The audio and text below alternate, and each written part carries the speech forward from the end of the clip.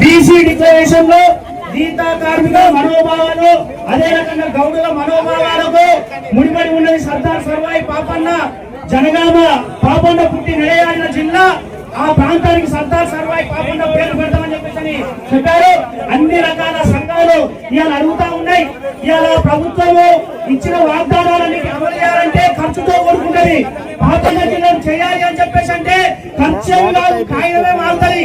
అందుకోసం వెంటనే రాష్ట్ర ప్రభుత్వం మొదటి అసెంబ్లీలో చెప్పింది గెజెట్ వెంటనే వేయాలి తీర్మానం చేసిండ్రు. ఇవాళ గవర్నర్ అడుగుతా ఉన్నారు.